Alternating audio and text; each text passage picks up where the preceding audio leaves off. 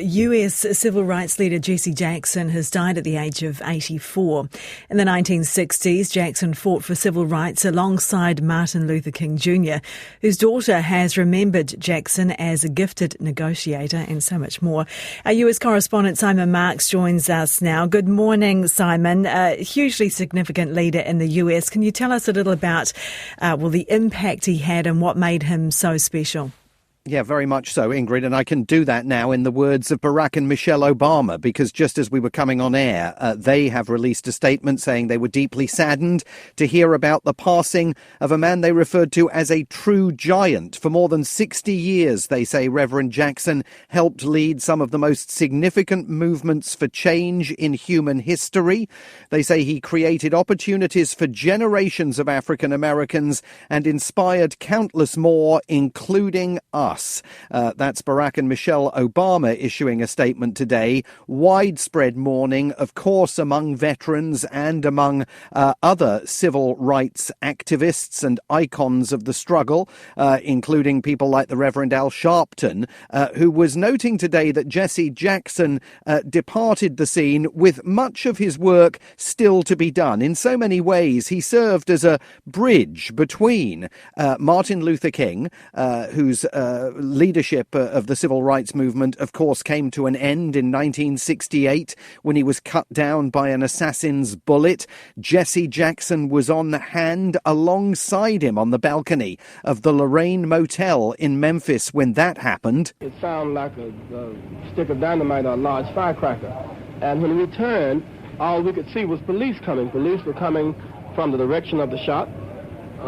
They had been lined up along the streets. And as Jesse Jackson there giving eyewitness testimony to reporters about Martin Luther King's assassination sort of symbolised, he then very quickly seized the mantle of leadership within the civil rights movement, seeing it all the way through and beyond the election of President Barack Obama as the first African-American president of the United States, whose victory speech, with tears in his eyes, the Reverend Jackson watched in Grant Park in Chicago back in November of 2008. But he would be the first to admit, I think, Ingrid, that his work was by no means finished, especially, of course, given the nature of the threats that he and other critics of the Trump administration contend the United States is still facing.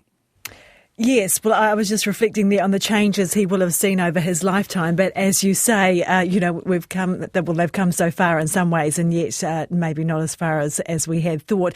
Tell me more about the tributes and reaction there. All sorts of tributes coming in to Jesse Jackson from Democrats, many of them saying that the party needs to emulate his example. Remember that Jesse Jackson ran for the presidency in 1984 and again in 1984 and 1988, was unsuccessful in securing the Democratic Party's presidential nomination on both occasions, partly because he was considered too young, too left-wing and too risky by the grandees of the Democratic Party. Echoes of that going on today as a younger generation tries to wrest control of the party following Joe Biden's election defeat. And take a listen to the words of Jesse Jackson at the Democratic Party's convention in Atlanta in July of 1988. At the time, he knew that he wasn't going to win the party's presidential nomination, but the words that he uttered in the closing section of this stirring speech finding new relevance today among critics of the Trump administration. It gets dark sometimes, but the morning comes. Don't you surrender. Suffering breeds character. Character breeds faith.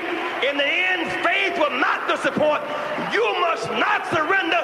You may or may not get there, but just know that you are qualified and you hold on and hold out. We must never surrender. America will get better and better. Keep hope alive.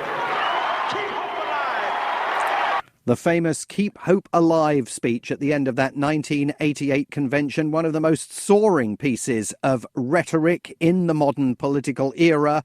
And that argument that it gets dark sometimes, but eventually the morning comes, are words that many Democrats and other critics of the Trump administration today are clinging on to, given the very uncertain future that this country is currently facing. Thanks very much for your thoughts this morning. That was our US correspondent Simon Marks there.